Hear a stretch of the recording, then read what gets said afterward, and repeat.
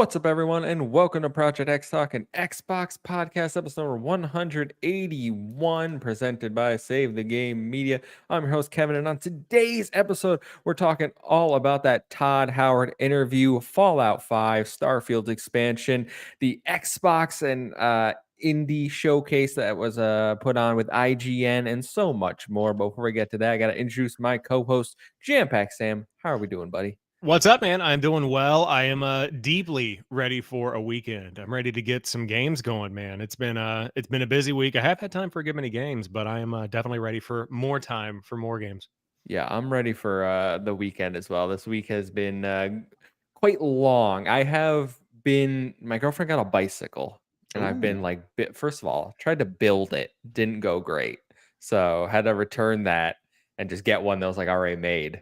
And then got a bunch of attachments for it, like a rear bike like basket thing where you had to attach that. Man, my hands hurt, Allen wrenching, like, oh my God, Oh yeah. I'm not built for this. A little IKEA Allen wrench kind of situation where Yes, like you get the yes. 3-inch, the hexagonal little Allen wrench. Those are fun. Yeah, I found a bike at the beach and like repaired it. So I have a bike that somebody was Mm. throwing out. But I have gone through the slight rebuild process, so I feel the pain a little bit. I just the first you want to know what happened the first time, and then we'll get into the gaming stuff. But I was building it, and I had to attach the brakes, which I didn't know was a thing. I just assumed like Oh yeah. brake, yeah. And then I ripped the brakes like in half, like the wire, that's Oh yeah. like The and it brake just line. Yeah. yeah, and I'm like, oh my God, this Yeah, is that not a good not great. time. Is it the part where the brakes like you pull the handbrake and it just pinches the wheel? Is that what's Mm-hmm. going? Oh yeah, yeah. Yeah. That's yeah. You got to get that fixed if you're gonna keep that. Yeah, I took that one back, and I was like, they're like, "What's wrong with that?" I was like, "The brakes are broken." I swear I didn't do that. This game like this, you know? I don't Yeah, a know. game like that. I don't know. The pliers just had a mind of their own. I don't know Yeah. what to tell you. Oh, but enough about that. This is Project X Talk. We are live right here every Thursday on youtube.com/save the game media. If you can't catch us live, we post every Friday morning on your favorite audio platform of choice. While you're over there, make sure to drop us that 5-star review. It does help us in the algorithm. If you want to support us further, get early access to all of Save the Game media content, bonus exclusive post shows, and exclusive monthly content, head over to patreon.com/save the game media. Choose the tier that's right for you, like our current Patreon supporters. So thank you to Fabulous Brianna, Brianna's mom, Brianna's brother, Lindsay, Nikolai and Knight, Cypher Primus, Brendan Myers, Marcus O'Neill, Lillian, Mimi J, David Hotright, Dave Harp, the Xbox Expansion Pass, Alpaca Tom, Lee Navarro, and checking out the 7-day free trial. Silking it. Thank you so much for checking out the Patreon. We appreciate it. Sam, housekeeping's out of the way. So why don't we get into what have you been playing this week? Yeah, I finally wrapped up Dead Space 3. I know that I've been talking about that one for a couple of weeks, and Mm-hmm. I've been kind of like going wherever the sea of games takes me. You know, I've been surfing the waves of the back catalog, other beach analogies, Mm-hmm. and so Dead Space 3 came up. I know Ellery in the chat right now was playing it a couple of months back, and it's been kind of in my mind ever since. And it's okay, you know, like it's not the best Dead Space game by far. And they did some strange stuff like, and I know I'm talking about this game roughly a decade after the fact, but we're just going to pretend like no one else has played it. A weird crafting mechanic thrown in arbitrarily. Like, why am I crafting guns in Dead Space? Mm-hmm. The answer, to get you to buy microtransaction resources. Like, this is when Mm. EA started doing their thing. And then, yeah, it just doesn't have quite that same tone as the Dead Space games did with Dead Space 1 and 2. There's just not that same sense of like dread and abandonment that you get whenever you're on like the Ishimura in the first one. So it is my least favorite. That said, I love shooting off some limbs, man. I can't get enough of that. Like, it's just some good gameplay. So I did enjoy my time with it. It is on Game Pass if you might want to give it a shot. But all things considered, I think that I think that I'm not going to go back and check out the new game plus. I might play some DLC. We'll see how that goes with that.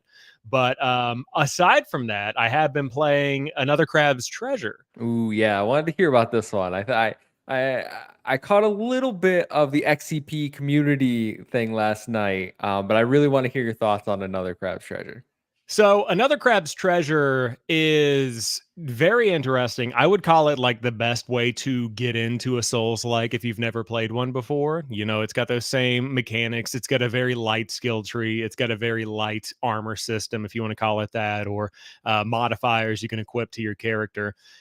I can't say that I'm enjoying it all the way through, but that's a skill issue for Mm. me and a patience Oh. issue for me. Oh, Uh, really? The man that conquered Wolong is having difficulty with I, another crab's treasure. So I would say that I was talking to my fiance about this because it's not that it's difficult. It's just that the art style of the game and the tone of the game makes me feel even more pathetic whenever I get beaten by a boss. Because it's like I was telling her, if you're playing Elden Ring and like Melania is just kicking your ass, you're like, oh, well, this is a really cool boss. Like, Mhm. no wonder I'm dying. Meanwhile, I've just got a giant crab just like taking me out. And I feel dumb, quite frankly.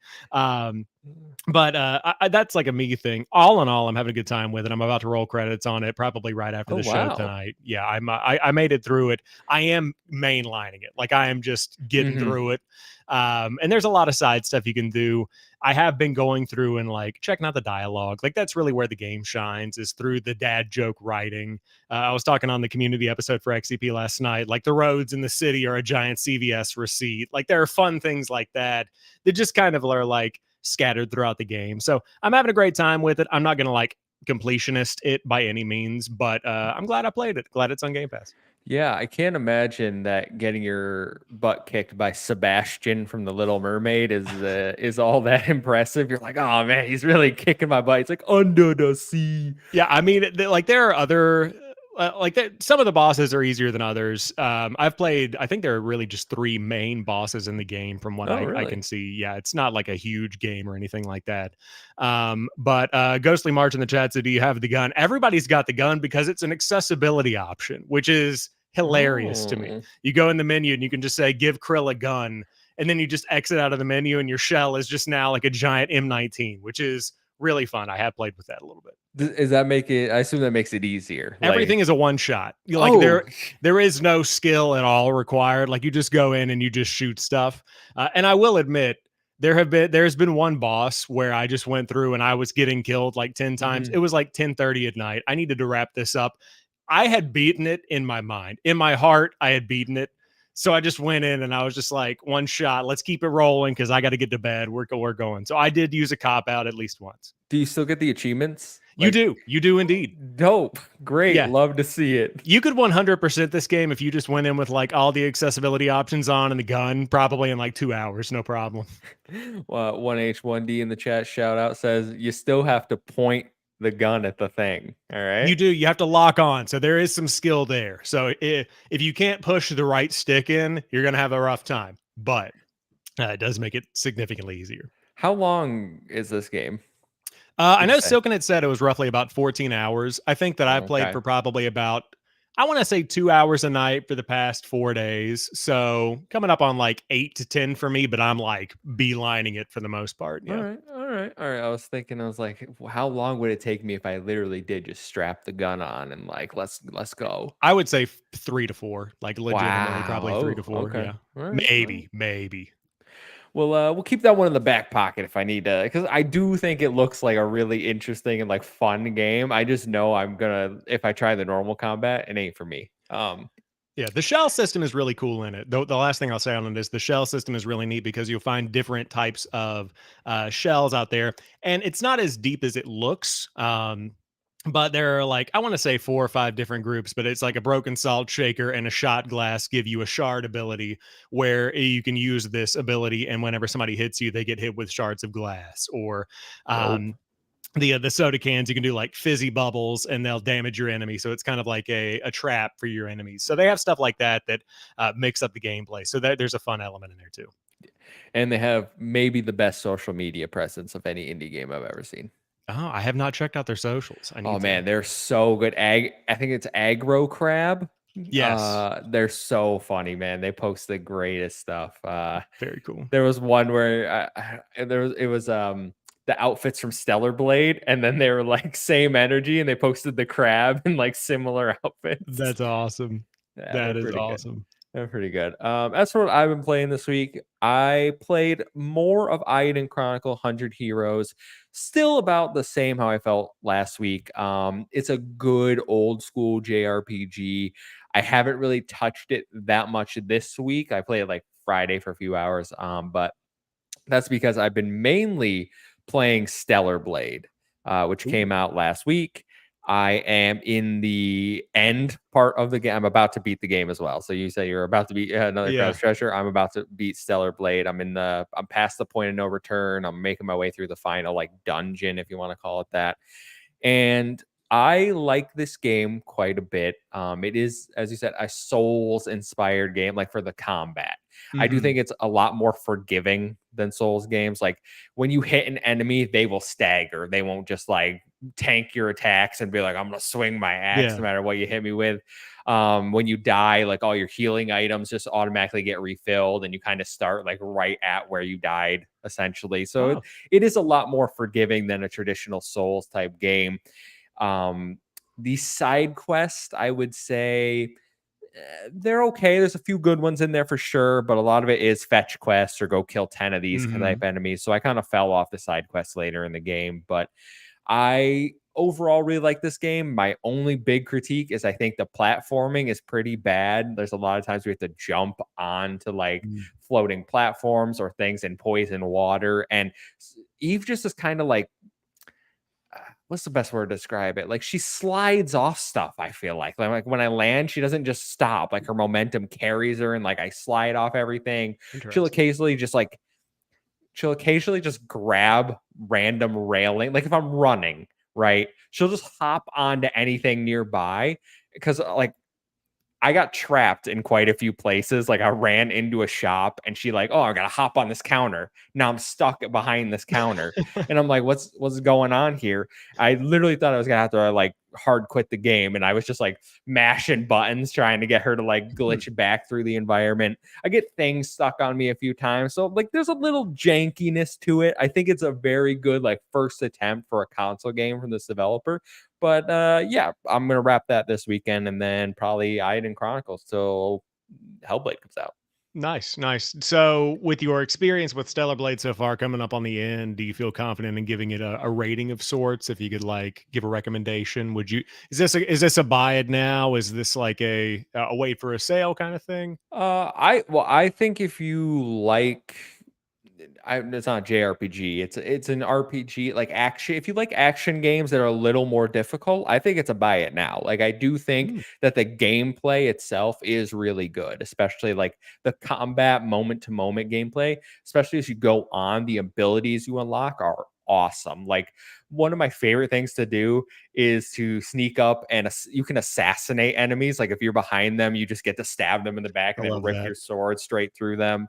You can do aerial assassinations. So like there are times where I go out of my way to just be up high so I can double jump and then like dash above an enemy to strike them from above. Like there are really cool things, and I don't want to spoil all the sweet gameplay things you unlock because one of them is a spoiler. But like there are different gameplay elements you unlock that just like flashy, awesome to look at, really feel good to play.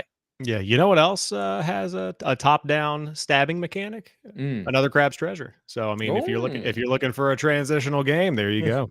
That's kind of what it was another Crash Treasure. It genuinely was the well. I played Stellar Blade. To be fair, I played it on the easy mode. All right, Ah, nothing I wrong with that. couldn't hang on the normal mode. Yeah. It's not gun one hit everything. Like there are still a few difficult things in there. Although you do get a gun in Stellar Blade, and Oh. there have been a few bosses where I'm like, instead of meleeing you, I'm gonna shoot you with 24 rockets, and then I'll come up and see where you're at. Yeah, I mean, I think we've had this conversation before. The older I've gotten, the less time I've had, the more accepting I am of like, yo, kick that thing down to easy. If it's a Game Pass game that I'm just like playing to play, get the story out, go for new Tomb Raider game that dropped on Game Pass. I use the word new loosely. Mhm. Kick it down on easy, man. Just get the story out there if you're just on the fence about it. So I'm all for that kind of thing. That's right. That's right. But that's all I've been playing. Like I said, I will check out some more Iden Chronicles, 100 Heroes. There is a game that we're going to talk about a little later coming to Game Pass that I might want to check out next week. But why don't we jump into the news for this week, Sam? Because we got quite a bit of it. First up, Todd Howard sat down with Kinda Funny on Monday. Ooh, I can get rid of the what you playing.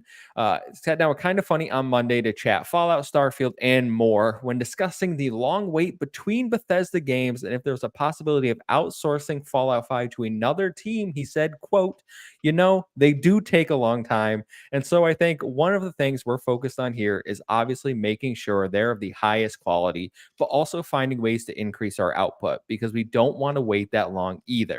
It's never our plan, but we want to make sure we get it right. I would say we've always had these conversations. We did a lot of things for the show. It might seem like there isn't a big new game out, but we added content into 76 for the show. 76 has a really great map expansion that's coming this summer with Skyline Valley. So we look at what we're doing with the franchise and say, do we still feel good about, I can't reveal it now, our runway for Fallout as a franchise? When is season 2 happening? What are we doing on mobile? What are we doing on 76? What are we doing with this thing? What are we doing with this other thing? When are these landing? And again, if I could snap my fingers and have them all be out and ready, I would. But the main thing is, how do we deliver these at a high quality level? That's always the most important. So, Sam, I don't know if you saw this interview. Pretty interesting. Everyone, if you were interested, you can go check it out on the Kind of Funny Games channel. But Todd Howard seems like a little more open to the idea that, hey, we're having conversations about how we can get Fallout in the hands of consumers before 2034. Yeah, I think that I did watch this interview. It's great. I know Kind of Funny's going through a bit of a transitional period. R.I.P. XCast, gone but not forgotten. But I really like the idea that number one, we're being more communicative than ever, like between the Starfield stuff that we'll talk about in a minute, and then just talking about general timeline woes, like we all have them. It was really good to see Todd Howard get out there and be like, listen, if I could make this content happen tomorrow, I totally would. They want to get more stuff out there. I think that it's exciting that during the interview, they were like, we have this thing, we have that thing, like intentionally redacting these things, seeming like there might be some news coming, if not at the summer showcase, potentially sometime later this year. But, just talking about the future, nothing announced and confirmed.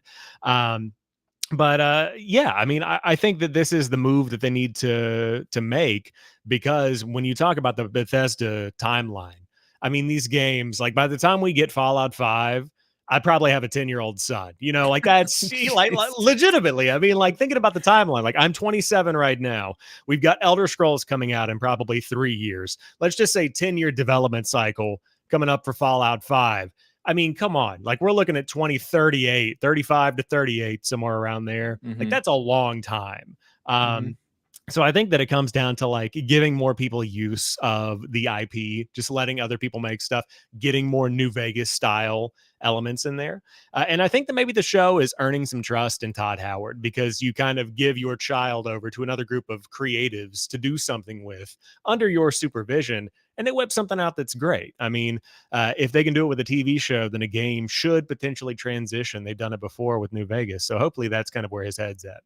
Yeah, and he did heap praise on Obsidian for their work on New Vegas towards the end of this interview, or this section of the interview, saying like, we are really happy with what they did. I I don't know if this is like him saying, "Hey, we understand we need to get this out, and we've talked about that, and we've got something in place," or if the other things he's alluding to, like he says, "I can't reveal it right now." Clearly, there's something in the pipeline, right?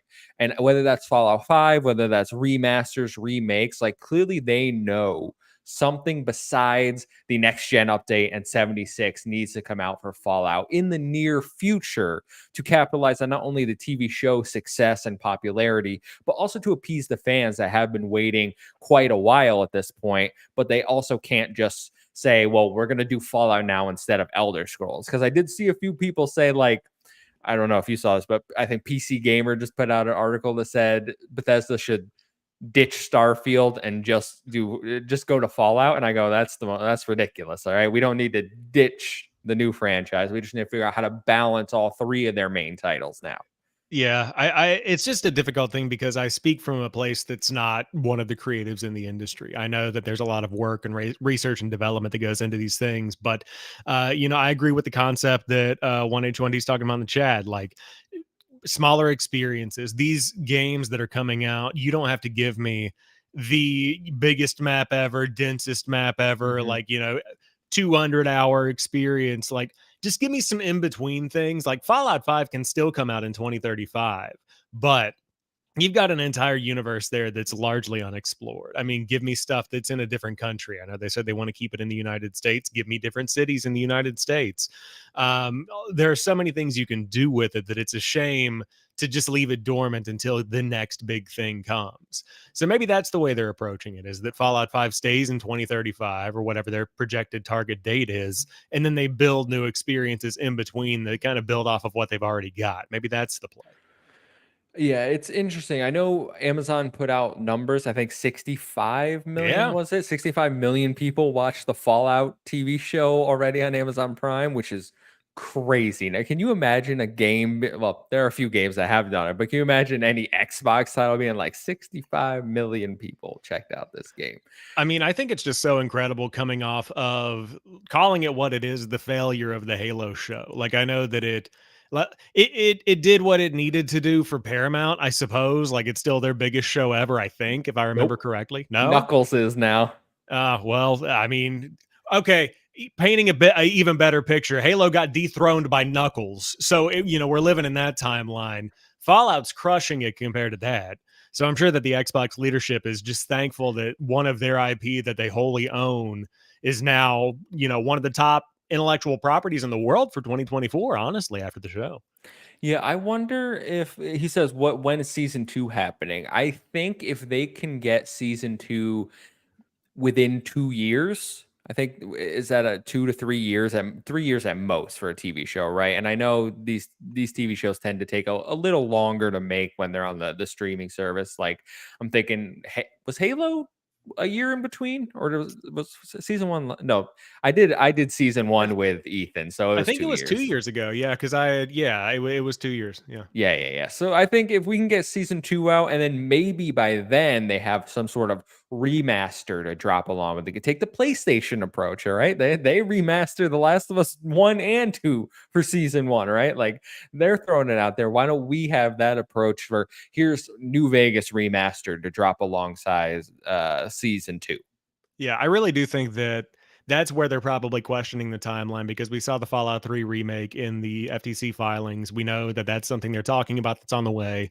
And I wonder if, kind of like what they did with the Fallout 4 update, I have to imagine that's probably been ready for a while. And then they're like, hey, we're going to hold this, capitalize on the hype from the show, drop it a couple of weeks after, still have issues, fix those issues.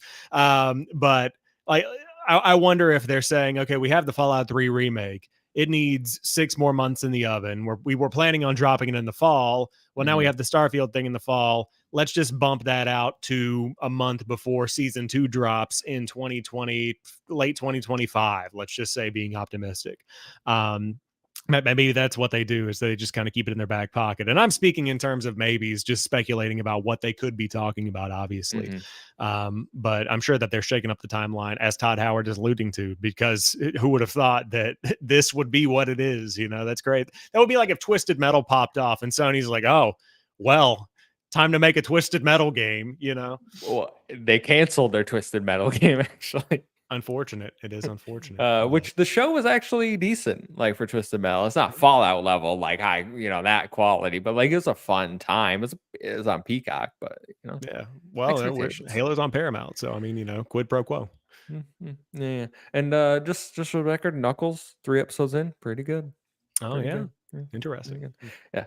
Uh, all right, let's move on from Fallout, because he also talked about Starfield, and we got some juicy details. Todd Howard stated that the first expansion, Shattered Space, rumored to focus on House of Arun, will be launching this fall. He also said that the largest update yet was coming, which we now have details on. The update arrives on May 15th and will bring with it the following. You get updated surface maps, new gameplay options, including extreme difficulty, survival features, and more. They've also added ship interior customization tools, new game plus trait respecking, and maybe the biggest feature of all, Xbox Series X display options. You'll be able to now select if you want to play at 30, 40, 60, or an uncapped frame rate mode on VRR displays. If you don't have VRR, you can select from the 30 or 60 FPS, but screen tearing may occur, they warn, on the 60 FPS mode.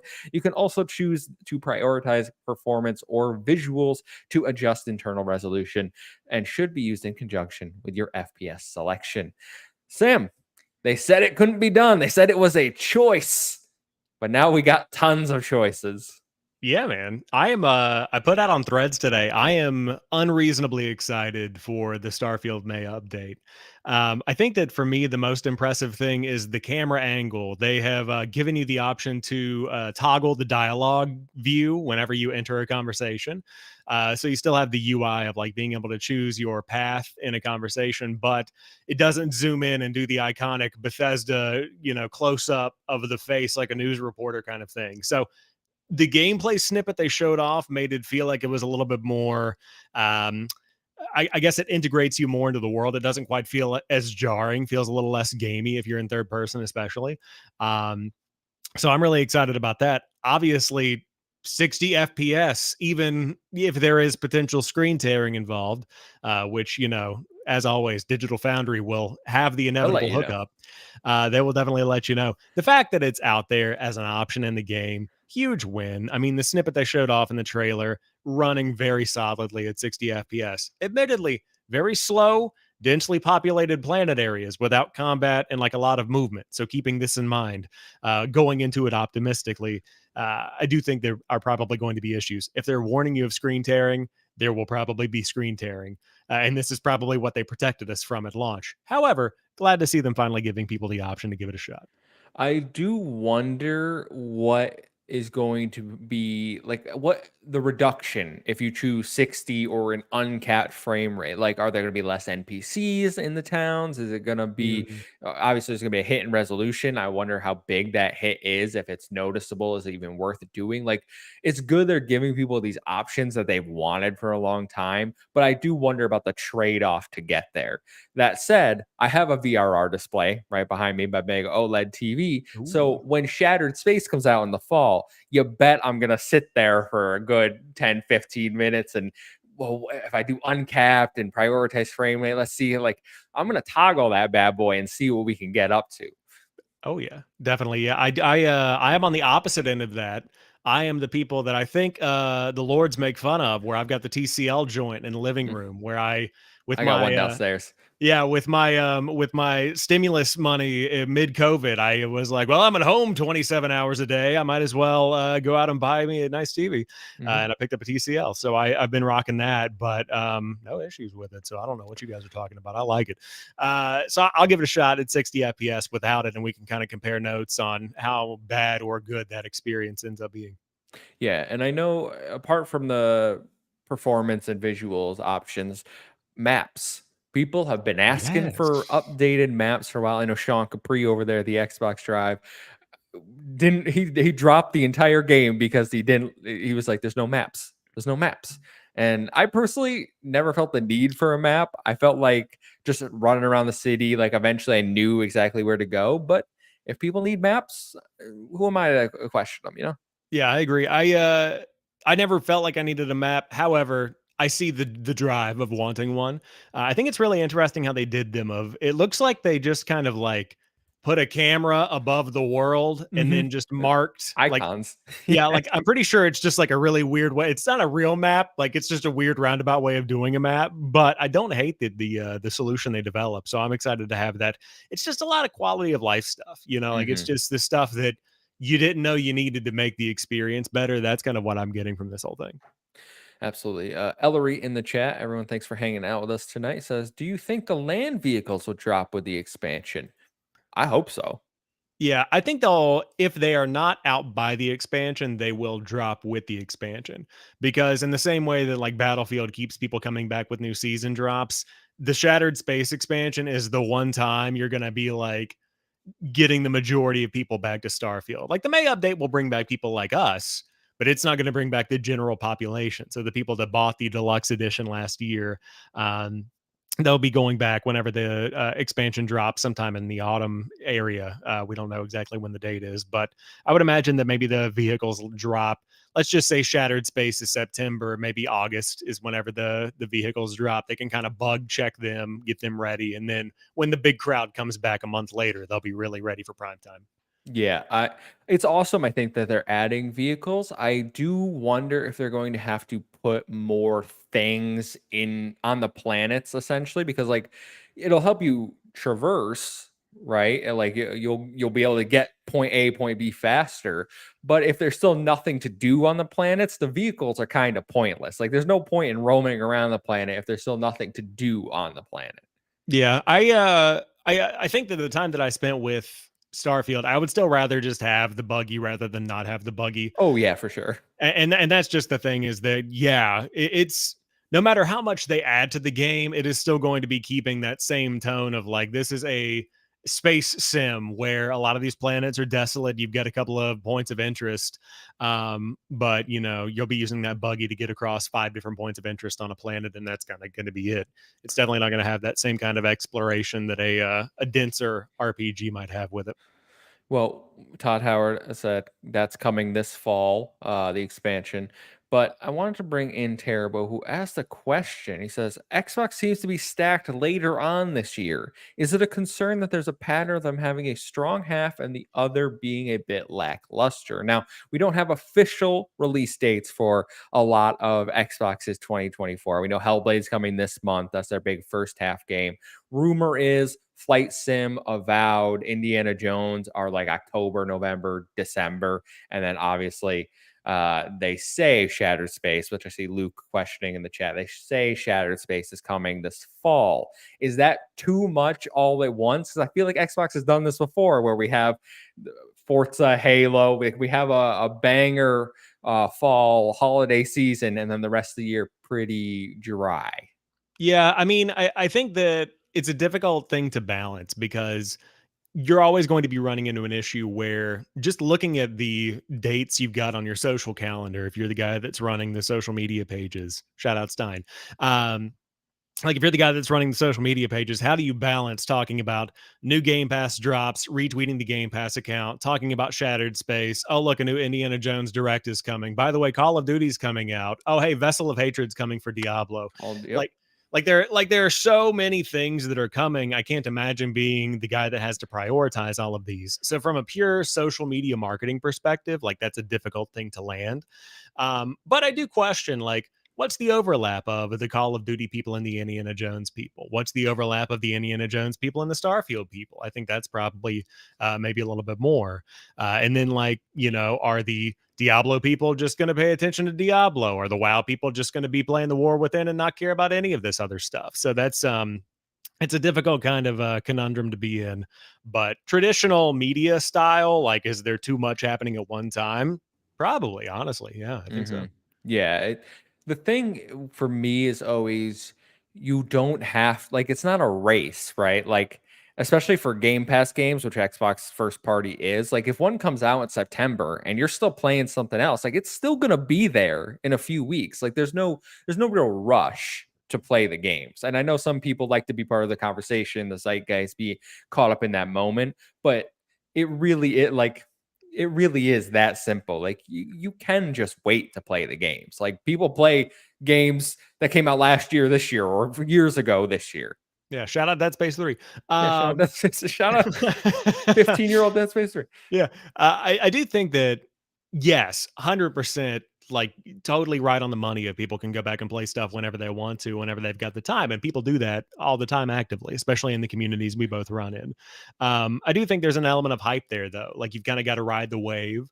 Starfield dominated the conversation. I know we talk a lot about how if we see stuff pop up on TikTok, like Baldur's Gate 3 took over TikTok, Diablo to some degree was popping off on TikTok. If you see it hit their more traditional social media channels that's outside of that promotional like gaming podcasting community we're in, um, that's when you can tell it's kind of hitting like a peak saturation. And so I think that if you aren't delivering on that marketing and really getting the message out there, like, hey, these things are coming out, you kind of miss out on that opportunity a little bit. So it's not that they won't be successful. It's just like they won't be as successful as they could have been had there been a Mhm. little bit more oomph behind them. 1H1D in the chat brings up a good point. Could I maybe bring another point? He says, would they be letting the first half be a place for maybe the indie slash bigger third party to get shine? Certainly possible. I think they also have to look at what the competition is doing. I know, I think, yeah, Sam in the chat says Rebirth came out. Like PlayStation's had quite a few big exclusives this first quarter come out. So maybe they are trying to space that around those games where they potentially want more eyes on those titles.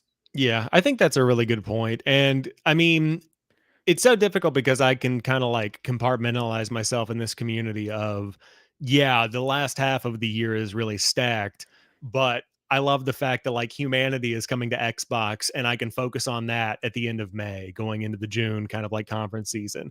I love the fact that people are getting Star Wars Jedi Survivor on Game Pass now. Like, yeah, it's a little bit of like an empty space in the lineup. Check that out. I love the fact that Diablo 4 is getting a total loot remake. And it's like, okay, I don't have a ton of other things to play. Sure, go back and check that out. The Exchange is in Halo Infinite. Like, there's stuff that's coming out. It's just Hmm. not new gears. It's not hell. I mean, it is Hellblade, but like, it's not the big, meaty stuff for the first chunk of the year. And I think that's okay. Like, we don't have to have something brand new every single week. That's kind of overwhelming sometimes. Yeah, that's a good point because I have seen there's a ridiculous notion going around that gaming is in a rut. I don't know if you Oh, saw that, no. and I was like, "This is an absurd take. How can this possibly be true after the opening 5 months of 2024? Doesn't make Yeah, any no. sense." I mean, I just love the fact that like I'm now not only I'm in a bit of a unique spot compared to you because I know like you've been in JRPG heaven over the course of the past Hmm. couple of months, and like that's just not my shtick. I'm not into that, and so this has been like backlog heaven for me. Of oh, cool, I can go back and play random games that I've been wanting to play just to check off the list, and so like I've been finding joy in that, and I think the fact that we've got such a fat stack of games that just I haven't had time to check out. Like that speaks for itself. I mean, Fallout 76, I've never played it.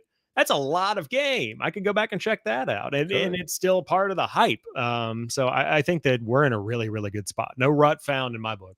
Yeah, absolutely. Well, that will do it for the Todd Howard interview. So why don't we move into story number 2? Quick one here. Xbox has officially announced their yearly Xbox Game Showcase will take place on June 9th, 2024 at 1 p.m. Eastern Time. If you want to watch along with us on Save the Game Media right here on YouTube and Twitch, we'll do a live react. Join us live June 9th, 1 p.m. Eastern Time. Just as with Starfield last year, a game will be getting a deep dive immediately following the main show. While only referring to the title as redacted, it's safe to assume it's Call of Duty Gulf War. It is. It is very safe It to assume. it has to be. Like I was like, the code name is Cerberus. They have three-headed. Like, I don't even know why they're bothering to put redacted.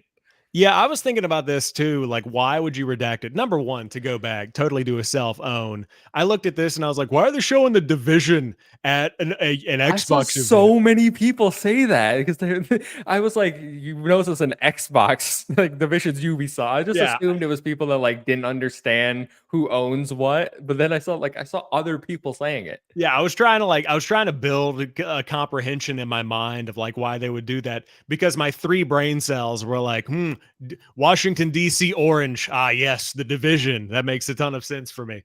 Xbox Um, bought Ubisoft. acquisition announcement?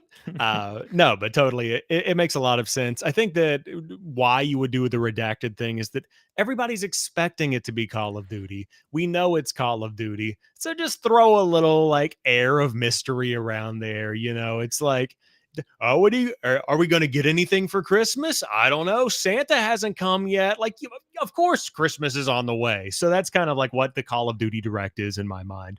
But I'm excited to see it back on the Xbox stage. It is hard for me to get super excited about a Call of Duty focused direct just because like I haven't played Call of Duty since Call of Duty Ghosts 10 years ago. Mm, My Xbox One launch title, shout out Ghost, great game.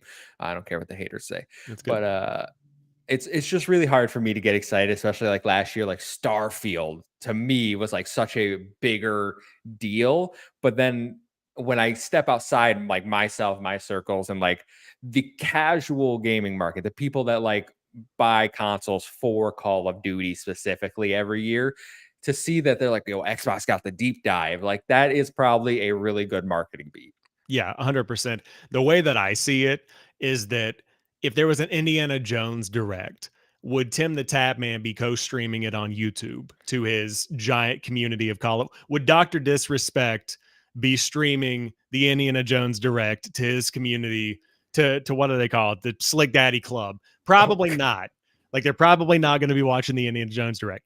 They're going to be watching the Call of Duty thing. And so, mhm. like, this is the transformative period of Call of Duty and Xbox, where for the past couple of years, Xbox has been the hype. Something fell in the other room. Don't know Yeah, I what that heard was. that. I was like, Yeah. someone breaking Are into you your good? apartment? She said, yeah. All right. Yeah, no, we're not getting broken into. So what was I talking about? Call of Duty. Yeah. Hold Casuals. on. It's coming back. Uh, let's see. Yeah, people are going to be watching the Call of Duty Direct, and it's going to be like a pivotal moment of like, this is happening. It's a big deal. It's going to be back mainstream. That's where it was.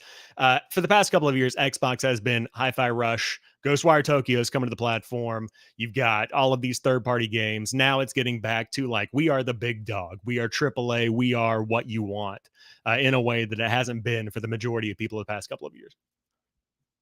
Yeah, I know. I agree with you. I don't really have much more to say. I understand exactly why they're doing it. Should have been Banjo Kazooie Direct though. Yeah.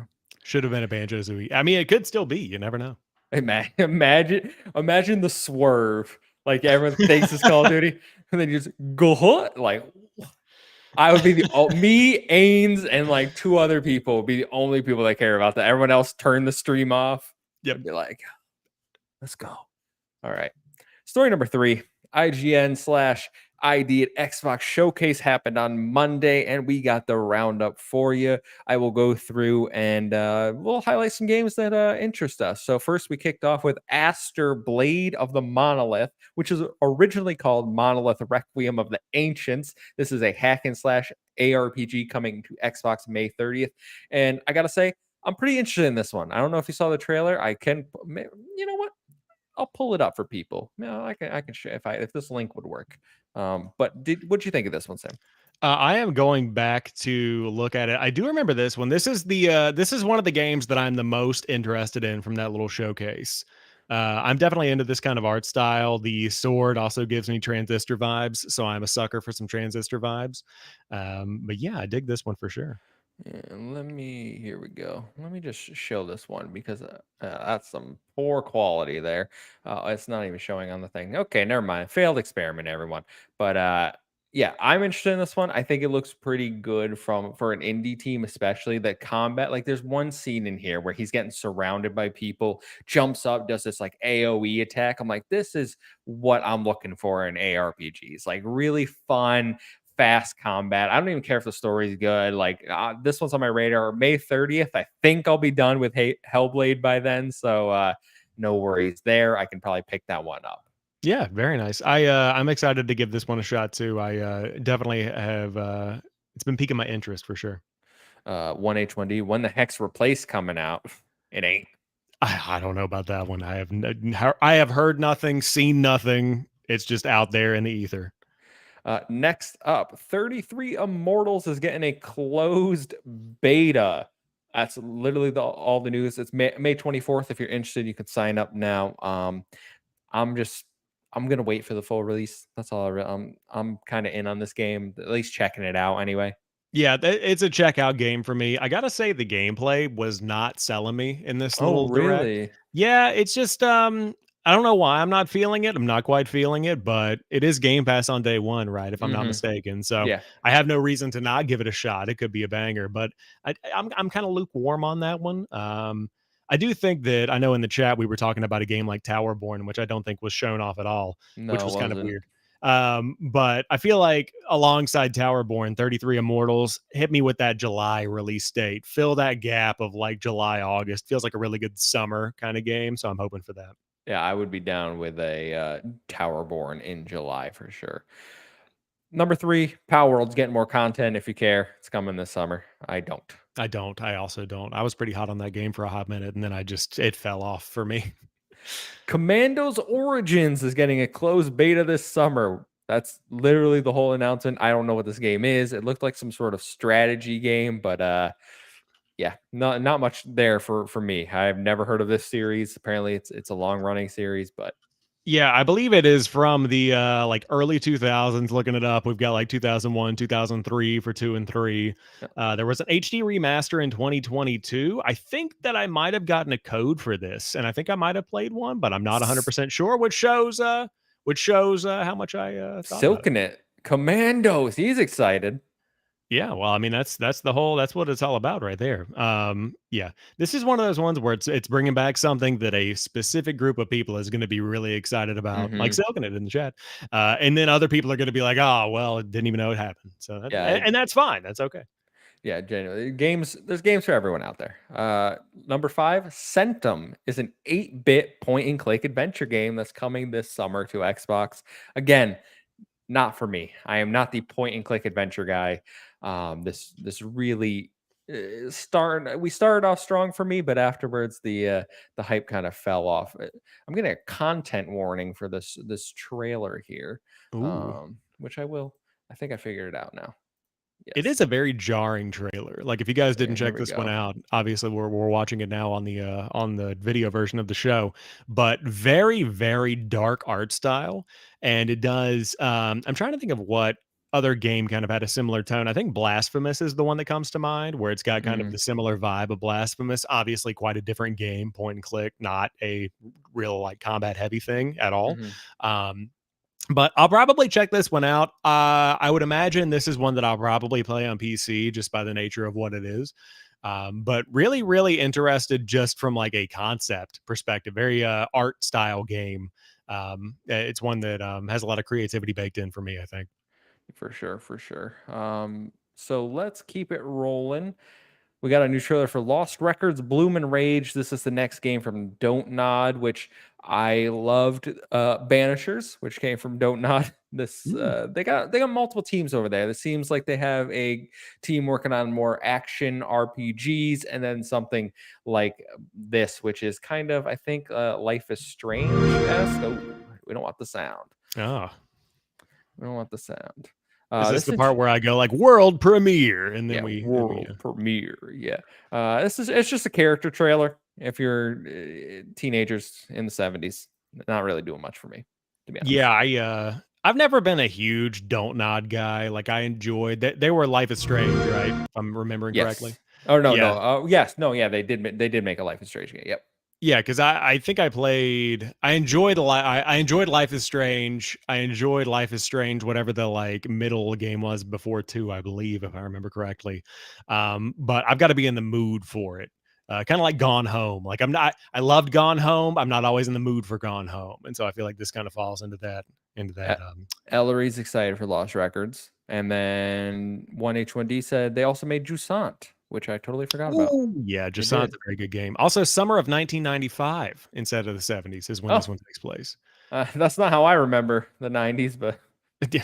Film your summer of 1995 and create memories of a lifetime with your new friends. Uh, Next up, Key Locker is a turn-based cyberpunk action game. They call it. I don't know why I said battle royale. Here's what I want to say: the art style, like not this, not what you're seeing on the screen if you're a video watcher, because that looks fine, but the actual like game art where it shows like the characters, I was like, man, that right there, that looks Yeah. gorgeous. Yeah, And that's then it awesome. goes to the pixel stuff, and I was like, wow, man, I wish we could have that. I want that. Yeah. Yeah, the art at the beginning, like the really good stuff that you just said you liked, that's kind of like Hades level animation, and then we're Hmm. like, oh, not that it's bad because the pixel stuff looks fine, but yeah, definitely a jarring thing. This is not a me game. I'm not going to be playing this, but like this looks great. One more of that, Yep. and then we Hmm. get to this, and I'm like, oh, well, it's still good, but yeah. Yeah, for sure. That's exactly how I feel. It's coming this summer to PC and Xbox. Up next is an interesting one. It is, oh my God, why can't it start with the sound off? I'm sorry, I'm gonna have to stop playing these. I would mute the tab. Mute the tab Oh yeah, itself. mute the tab. How Yeah. do I? I don't know how to do that. I'll You have to. right click on the tab in Chrome or whatever you're using, and then you mute tab.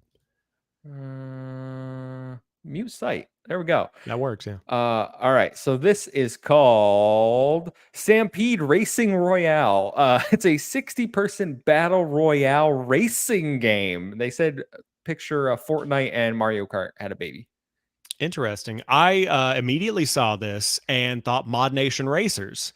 So I don't know if this is a part of the team that was working on it. Even the trailer shots look like Mod Nation Racers back on the PS3 golden age. And I was a big Mod Nation Racers guy. That was like their Mario Kart. So I definitely have an interest in this, weirdly enough. This is my kind of thing. My thing with this is it has to be free to play. Like I feel like for a Mm. battle royale to succeed, and especially in 2024, it has to come out free to play. They'll probably microtransaction the hell out of it. There's no like if it blows up, like I can see them getting like IP characters to be racers, right? Like that I think is ultimately probably their goal for a game like this is be able to like let's get weird characters like Fortnite does in these games, right? I like kart racers, Mario Kart, Crash Team Racing. So it's not like it's not a no, but it does have to be like a good game. Yeah, definitely. I agree. I am signing up now for the early access period because I definitely want to give this one a shot. This is my kind of thing for sure. Next up, Jackbox Naughty Pack, the first official adult themed Jackbox game coming this year. It is exactly what I just read. It's a Jackbox party game. For what it's worth, we can still hear the audio on the stream. Oh, are you kidding me? It's just muted for you. What? All right. Sorry, everyone. That's gonna be cool. All right, that'll be fun Neat. to edit. All right. Enough of that. Sorry. We tried it. Just because editing that's going to be annoying for sure. I'll see what I can do. But it's a adult themed Jackbox game. I like the Jackbox games. They're always fun. They're I make them adult themed regardless. So maybe this will be up my alley. Yeah, this is one that I haven't done a ton of party games because I just typically am a solo player, maybe some multiplayer thrown in here and there. But whenever sorry HR people, when I was at my old job, Jackbox was always like what we would do as a team building thing. And so we would be in Mm. the break room doing Jackbox. And like you said, it's always been a naughty edition or whatever, but we just made it that. So now that they're making it official, it's just nice they're expanding that. So I'm curious what will be in there. Now, unfortunately, new job that I'm at now, we don't play Jackbox because that would be a nice meeting on my calendar afterwards. So Mhm. we'll hear about that. Maybe a stream or two will partake. Oh yeah, that would be an absolute blast to have like a save the game media chat box. Probably lose some members to be honest with you. I don't know. Yeah, maybe potentially. All right. Number 10, Times and Galaxy, a point and click game coming to PC and Xbox in June. Nothing really here for me, to be honest. Yeah, this is one that I did not even remember, so I'm googling it now. But if I didn't remember it, probably not for me. Sulfur is a boomer shooter with roguelike elements coming to Xbox. That's all the information. Really interesting art style on Sulfur. That's my big takeaway. I do like a boomer shooter here and there. Lost me a roguelite, but it has a very unique art style. I don't know why I googled sulfur expecting to get the actual game. It's just Yeah, I like a don't pile know. of yellow dust. I Yeah. don't know why. Yeah, I'm not a huge fan of this style boomer shooter in particular. I like the more pixelated stuff, but Mhm. um I'm kind of into it. I'm on the fence about this one. I'm not turned off, not turned on entirely. I'm kind of weird. I got mixed feelings on it. Yes. Farah, The Sundred Tribes, an action RPG combining monster hunting with tribe management mechanics, is coming later this year. I think this one, like visually, might have been like the best looking, like almost like a double A looking game. I thought that the combat looked pretty good. I don't know how in depth the tribe management mechanics are, but this one I could see having some potential. I just worry that like it's going to be overshadowed. I know I forget the name of it, but like IGN's been covering this game that kind of is like a Monster Hunter game, and then we have the actual Monster Hunter games, and it's like That one EA put out last year didn't really do that well, so a little worried for this. But Yeah, I mean, looking at the gameplay, it's definitely got that like indie level Unreal Engine 5 template kind of jank to it. And I use jank in a loving way. hmm But to your point, like if Wild Hearts can't win over the Monster Hunter group, you're gonna have a hard time getting people with this. Not that it looks like a bad game. I'm just being honest with it. It's not one that I'll check out because if there's a combination of stuff you could pitch me with that's Monster Hunter combined with tribe management, I'm good. Pass. Thank you for the offer. I appreciate it. It's just not my kind of game, but hoping the best for it as always. Next up, All You Need Is Help. It's a cozy puzzle multiplayer game coming this fall. I'm not a cozy gamer. I saw a lot of buzz for this one after the showcase. I think this one has kind of resonated with people in that crowd, especially because it is a multiplayer title. So I can see this one being popular among if you're in that space. Yes, and immediately going back to the trailer, I was at the gym whenever I watched this. I did not realize this was from the creators of Pixel Junk Monsters, and I hmm was a big Pixel Junk Monsters guy. Oh. So I definitely have some interest in this. It is clearly, though, not a Pixel Junk Monsters style game. So if you got a little cozy friend group to play this with, I think that's probably where you're going to have the most fun. If you're a Mario Party kind of fan, this could probably scratch that itch. Really neat little art style, though. I like the hmm Tetraminos they've got thrown in here that are weirdly shaped. Yeah, you all play as like a Tetris piece essentially. Yeah, it's very neat. I like Uh, the idea. Ellery said this is exactly like a game, a real life game I play with my family called Ubongo.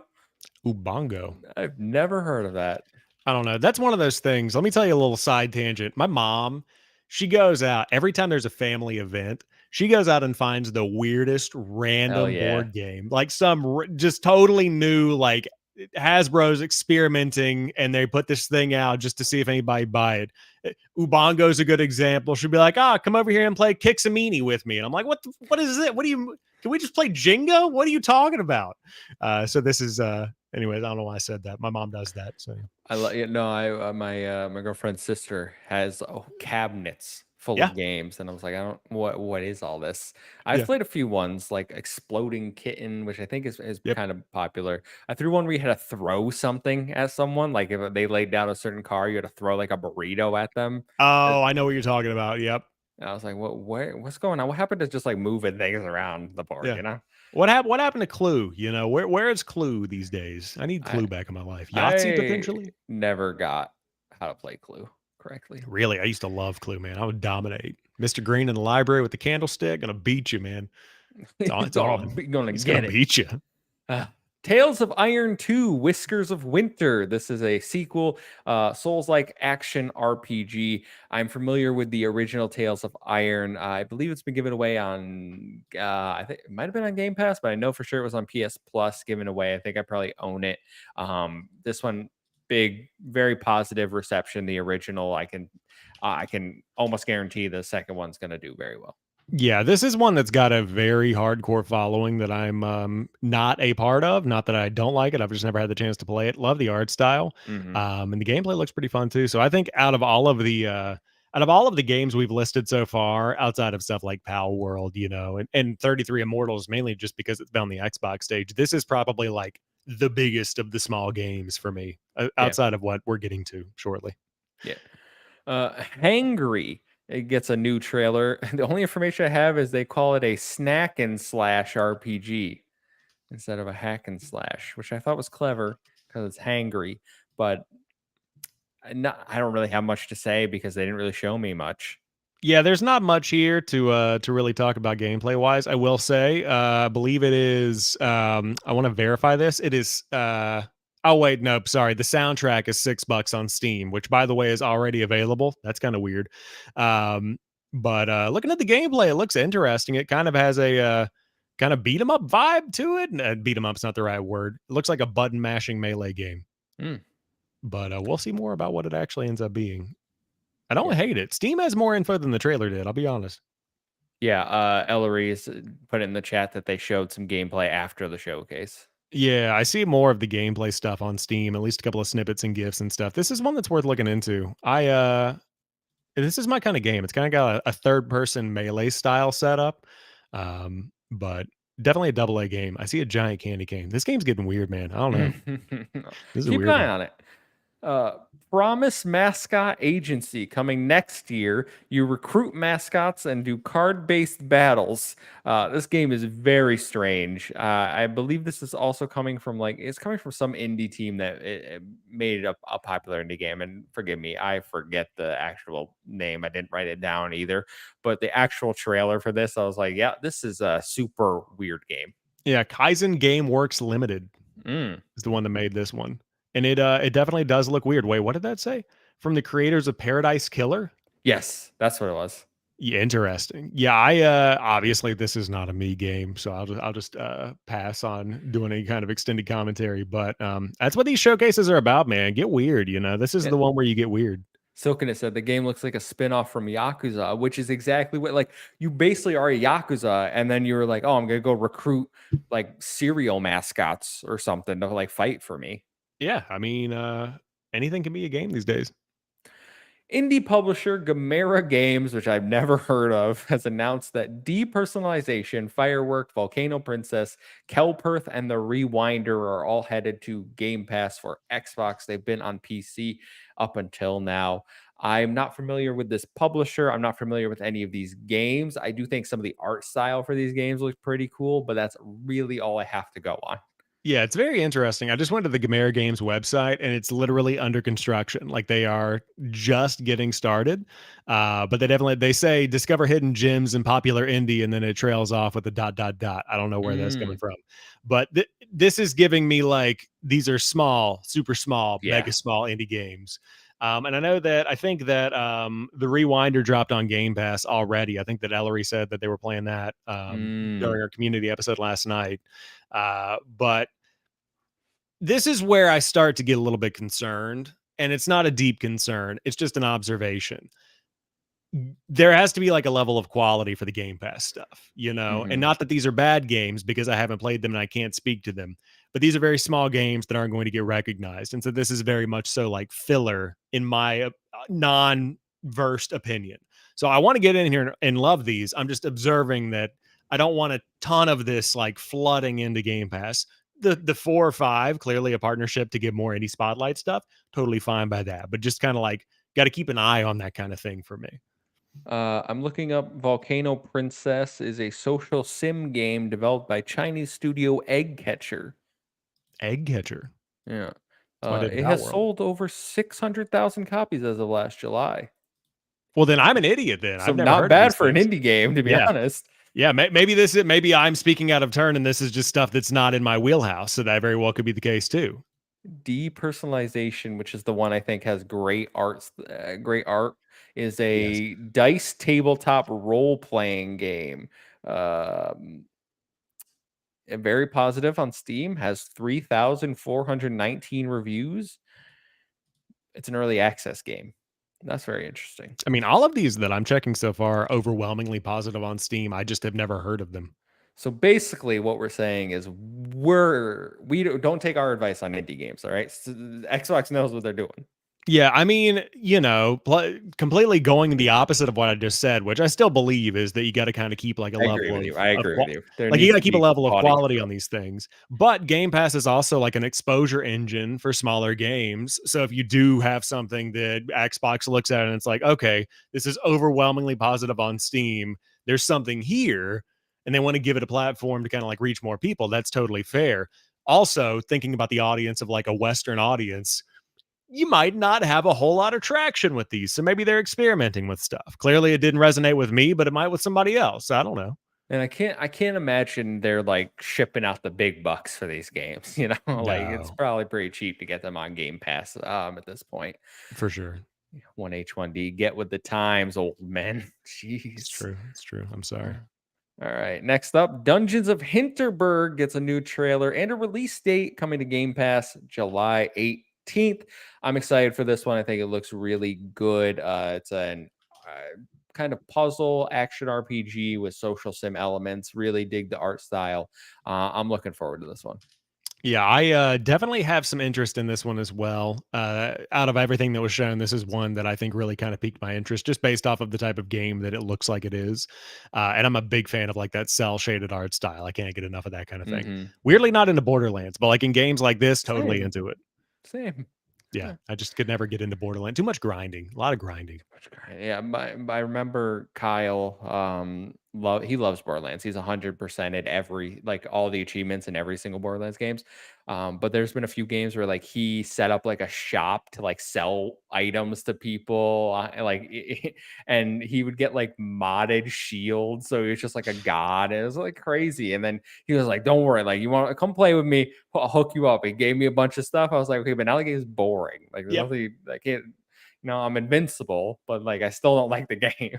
Yeah, the fun is the grind. It's like you play Destiny, then you get bored with Destiny, then Borderlands people go over and they play Borderlands because they got bored of Destiny. At least this is the communities that I've kind of been running in. And now it's kind of like Borderlands is on the hiatus, Destiny's on the decline, and it's like they're popping around to different stuff. But yeah, never been for me. And finally, Vampire Survivors Operation Guns DLC trailer comes May 9th. This is probably the big one. I like that they put it last. Clearly, I like to think Phil Spencer was like Vampire Survivors goes last. That's the headliner. Yeah, I think that this is the one that I was alluding to earlier, where it's like this is the one that really stands out.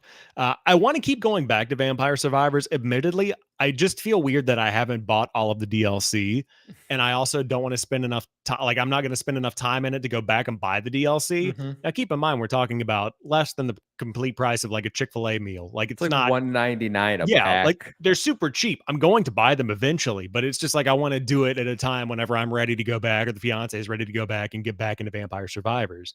Um, I love the fact that they're still putting out awesome DLC. Like the Contra stuff is coming, which I'm very excited about. I know we mentioned that last week.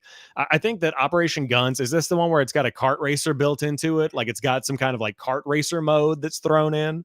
I I have no idea. I'm gonna be honest. I thought this was the Contra DLC. I mean, I think that there's a separate Contra DLC, but it might be Operation. I have no. There are so many things that are going on. Yeah, it says Vampire Survivors free kart racing update finally answers one of the game's darkest mysteries. Thanks for the clickbait rock paper shotgun. Oh, then I'm thinking about the laboratory update, which is out now. Okay.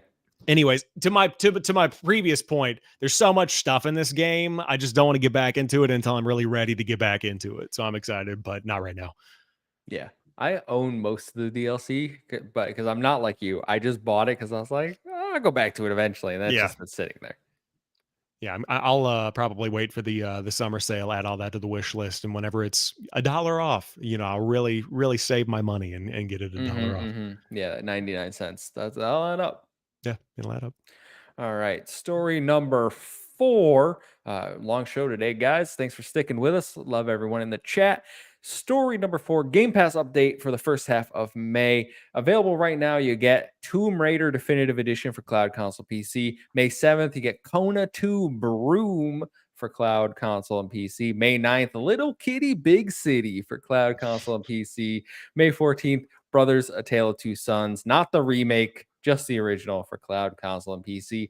And if you're wondering, yes, I do have to say Little Kitty Big City like that, like I'm some sort of like animated like Fairly Odd Parents type announcer. So any of these piquing your interest there, Sam? I was just googling. Is it really not the remake going into Game Pass? No, Is it's that not. It's the original.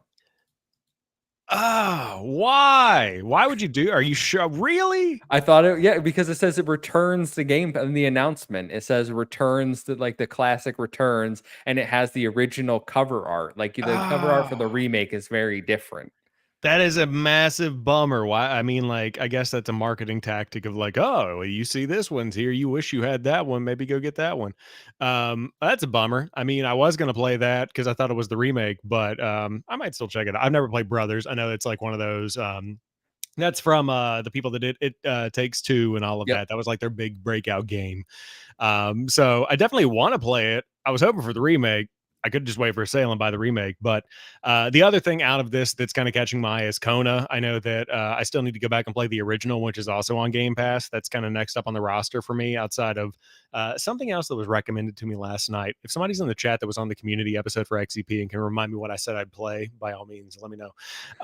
Because the list just keeps growing. But Kona looks like it is right up my alley. So that's probably the one that would pique my interest. What about you? Little kitty, big city. I knew it was coming. I just think it looks cute, man. Listen, I'm the dude that 100%ed paparazzi. It's true. It's true. So I'm in for another animal game. You can't stop me. I'm sure this game's like 2 hours long, Guaranteed. and as long as it's like fun, I don't really care. Like I'll run around the city as a cat. I mean, I basically have already played Little Kitty Big City because Stray is still downloaded on my console. So I've already played a cat in a big city game. I played Stray as well. Liked it. Enjoyed it quite a bit. Cats and Logan says I played the demo and it's well done. There's a demo for Little Kitty Big City. Is that what you're saying, or are you talking about the Brothers game? Because I own Brothers: A Tale of Two Sons on like everything, and I just have never played it. Yeah, that's how I am with Valiant Hearts. Or no, I'm thinking about This War of Mine. That's the one that I'm thinking about. I own This War of Mine because it's been like 99 cents on everything. Have I gone back and played it? Unfortunately, not. It's on the pile. So. Meanwhile, I also own Hellblade on like everything, Yes. except PlayStation, because oddly enough, I went to buy it and it's not in the store. Like, it wouldn't, like, there's no price. It just doesn't let me buy it. Hellblade Yeah. on And I was like, PlayStation. yeah, and I was like, this was on PlayStation. Interesting. I wonder why. Yeah, I went to my PS5 and it didn't, because it was during that time when it was $2.99 everywhere, and I was like, oh, it's probably I might as well just grab it on PlayStation too, and then it Interesting. wasn't there. Yeah, I can buy it on the PlayStation Store now. It's probably like $30 though. Yeah. It is $30 on the nose. Yes, it is. Yeah. No thanks. I've given them enough money. How dare you not tip after you played the game 3 times or however many times you played it? Yeah. I have played it 3 times. Yeah. Yeah. Yeah. All right. Final story for the day. Hasbro has officially entered gaming. So this comes from gamesindustry.biz, whose report Hasbro is entering the video game market and has 4 internal AAA studios ready to go. The reports say they've invested $1 billion into these studios and games, which include the sci-fi RPG Exodus revealed at the Game Awards last year, coming from Archetype, a Snake Eyes G.I. Joe game coming from Atomic Arcade, whose leadership worked on Batman Arkham, and says they, quote, want to do something similar with Snake Eyes. And then a Dungeons and Dragons game from Invoke Studios and a horror game from Skeleton Key. Obviously, what I'm picking out of here, that Snake Eyes game sounds dope. I mean, it's just so hard because I want to believe, like I want to get into the hype. I will say, and I think I brought it up on the show before, I think we're getting into a really bad habit of leadership from big successful game in the past wants to apply that to big successful IP. And it's like, you could potentially do that, but you should not expect to capture the lightning in a bottle twice. And I also am hesitant of a company like Hasbro, which is just not traditionally a gaming company. Like I think they did the Transformers games or had like involvement in publishing them, stuff like license them. Yeah. But it's got the energy of Baldur's Gate 3 did really well. Like we could do that inside. And then they just throw a lot of money at something whenever the magic that made that happen isn't quite there. So I'm hopefully optimistic. I just like to keep my expectations kind of tempered. But a G.I. Joe game with Batman Arkham Combat, I am listening 100%. Like you have my attention. Yeah, But I just don't believe. I'm not even a G.I. Joe like fan, but like Snake Eyes is cool because he's a ninja. And then you tell me you're gonna try to make it like Arkham. I'm like, okay, yeah, these things sound really cool.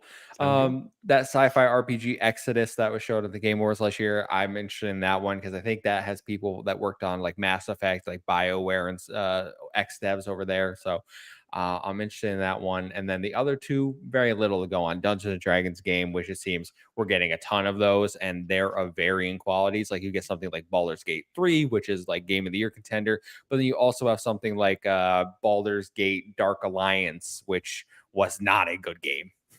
Yeah, no, I am good on that. The Dungeons and Dragons stuff is kind of one of those things where it's for a very specific audience, which is totally fine. It's just not going to be me. Absolutely, absolutely. Well, that is all the news we have for this week, Sam. So, why don't we finish the episode off with some listener questions? First up, we got Sam Heaney writing in. With the 4 Xbox games all now released on PlayStation and Sadia being proud of Xbox's presence on the PlayStation Store, it seems within the realm of possibility that more ports and or multi-platform announcements for upcoming titles are unveiled before the year's out. Well, the Xbox Showcase definitely feels the wrong place to do it. Do you think that at Summer Games Fest we could see that information on a more neutral stage? I don't know. I mean, it's a really good question. I think that maybe this summer might be a little bit too soon to reveal more games that are coming to other platforms. I also, off the top of my head, I mean, beyond like the Halo Infinite conversation that we've had a couple of times before, it's hard for me to think about stuff that would be like an obvious choice to bring to another platform.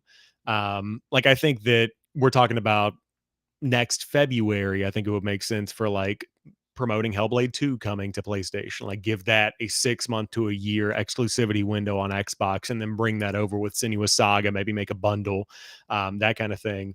But I don't know if I expect to see anything this summer in particular. What about you?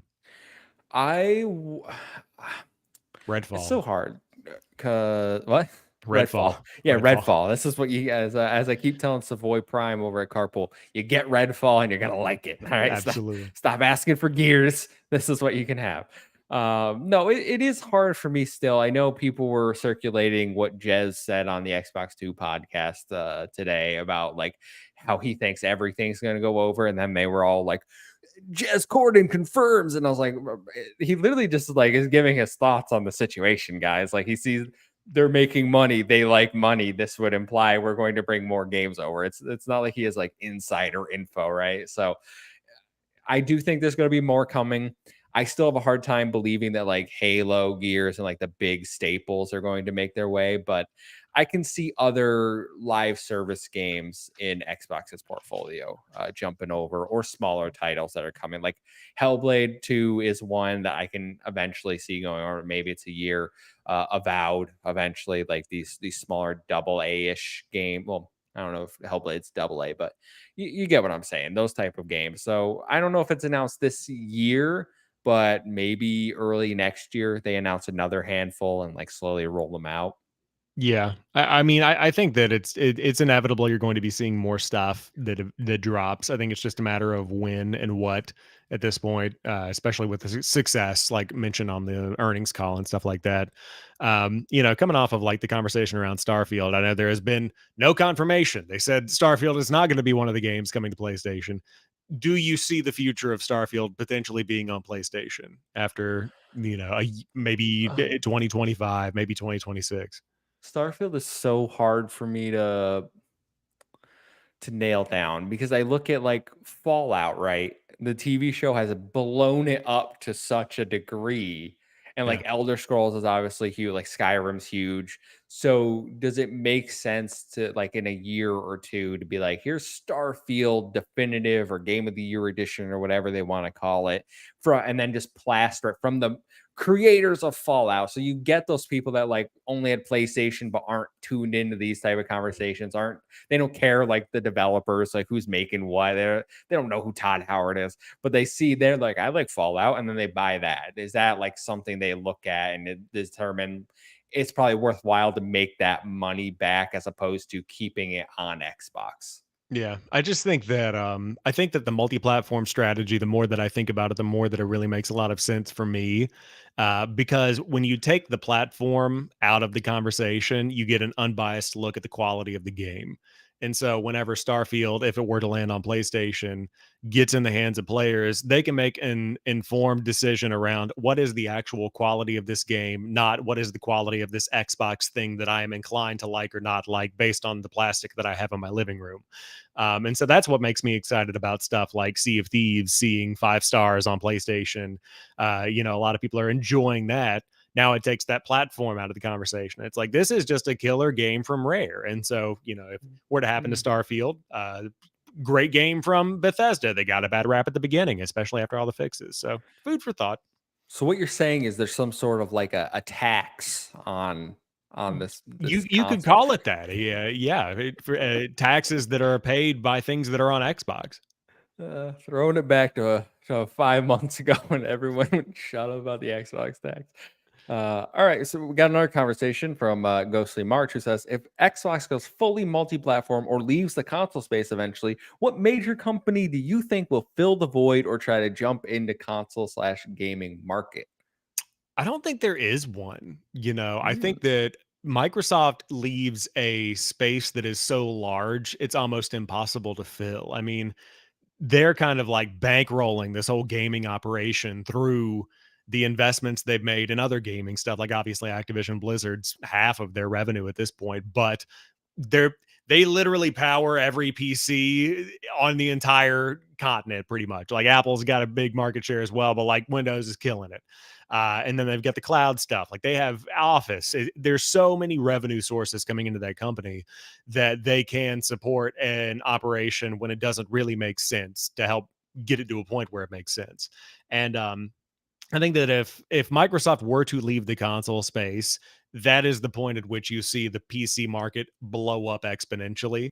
And I think that honestly, if Xbox were to leave the space, that is what creates the question of like how long until PlayStation starts to kind of like maybe take their toe out because how many people are going to start playing on PC? Are they going to release more games on PC? I think that having everybody in the mix is what really keeps the industry healthy. So I would like to see Xbox stay in it, but I don't think anybody can fill that void. Ye- I like 1H1D in the chat. Sega.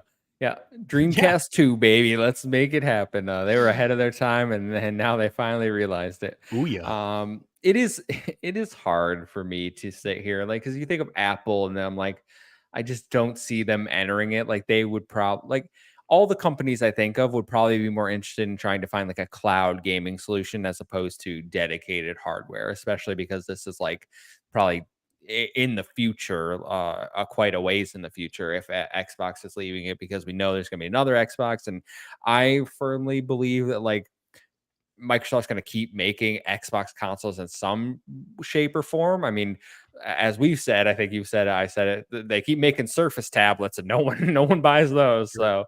So I can see them keeping in the Xbox console around just for the people that do prefer that ecosystem, even if they eventually do go fully multi-platform. Yeah. I would love to see Xbox. I am looking more into like PC stuff because I'm obsessed with like I love my PC. I love playing Helldivers on PC. Bring this stuff in the living room, but I'm not ready to like do a PC build in the living room. So I'm looking at older hardware of like the Steam Link where it connects Yeah, I was gonna say your Steam Steam. Link. Yeah, so like or the Nvidia Shield TV stuff like that that lets you stream your PC to the living room. I could see Xbox investing in tech like that where it's like you still have the hardware options, but it's kind of like leaning into the PC space to make it easier to play your games however you want to play them. So I don't know what the future looks like, but it's getting we're getting weird. It's about to get weird. I'll tell you that. Is Luna still a thing? It Yes. is. It Yes, it is. is. Yeah. It is indeed. Yeah, I think it's I don't want to say it's doing well because I haven't thought about it in months, but I always see it on the front page of Amazon and the controller's got like solid reviews on it, so I don't know how well it's doing. Last question, which I think we might have answered this question before. I don't know when, but I'm sure I have over the years. Alpaca Tom writes in says, with the success of the Fallout TV show bringing eyes back to Bethesda, what game world do you think is worthy of a TV series, preferably worlds that aren't intertwined with a specific main character and that allows showrunners to make a unique story? So I get what he's saying. Okay, the second part of that question, I definitely haven't answered. So one that's just more about the world, the storytelling for the creators, as opposed to the Halo show has to be about Master Chief. Right, right. Yeah. Well, That's kind of it's a well, difficult thing. did it? It was it in fact about Master Chief? I mean, actually, it was about John Halo because we had the helmet off 24/7 on that. That's sweater Um, vest, though. You know. yeah, it's true. It's true. I think that my pick would probably be. I would have to go. I got to pick one or the other because I think I know what you're going to say. I'm gonna. Hmm. It doesn't really fit the parameters. I'm gonna say Dead Space. I would Ooh, I would really yeah. like a Dead Space because you could do not necessarily Isaac Clarke. Like you could do the original, like a breakout somewhere else. You could do, the origin of the whole situation, the whole scenario with the markers and whatnot. Like there's so many things you could do with it. And I just love, like, give it that last couple of episodes of Halo budget of the flood looking really realistic and good, or even like a Last of Us level budget of just stuff that looks really good, like the CGI and the realistic stuff. I would love that. Dead Space. What did you think I was gonna say? I thought you were gonna say Control. Ooh, Control would be, you know what? Here's the thing. Control would be a great TV show. Alan Wake also would be a great It TV would. show. Uh, A Plague Tale would be a great TV show. In fact, they're Ooh, making one, but it's in French, so I don't know how I'm gonna watch that or if they're gonna like give interesting. an English version. Um, I was thinking of Xbox properties for some reason, and I think that like Fable, if we're talking like not tied to a Ooh. main character, just a medieval British comedy Oh yeah. could be pretty good, I think. Yeah, kind of like a, I don't know why Enchanted came to mind when you said that, of like that level of like humor with that. Yeah, that'd be Yeah, fun. just yeah. You know how British comedy is. I think that could yeah, that would find an audience. I'm not talking like 10 seasons, but like I think it could have a few good runs. Yeah, that'd be good. That'd be good. These are all good options. Yeah. If you want to pay us for these ideas, by all means, Yeah, if yeah. there's an executive out there. Yeah. I don't want to be involved. Just like I'm the idea guy, so you gotta buy it from me. Yeah, exactly. All right, but that will do it for this extra jam-packed episode, Sam. Ooh, ooh. I want to let people know where they can find you on the internet, my friend. Yeah, you can find me at JamPackSam everywhere you find content, threads, Instagram, YouTube, TikTok. I'm out there making stuff, having a good time, and gonna keep it going. But as always, every Thursday, right here, you know where to find me. Yes, indeed, I do. You can find me at the Muffin Mon everywhere. That's a 1-7 I, O-7A. Follow us at Save Game Media to stay up to date with all of our latest videos. I think we're going to have a Stellar Blade review going out soon. Until next week, though, we'll see you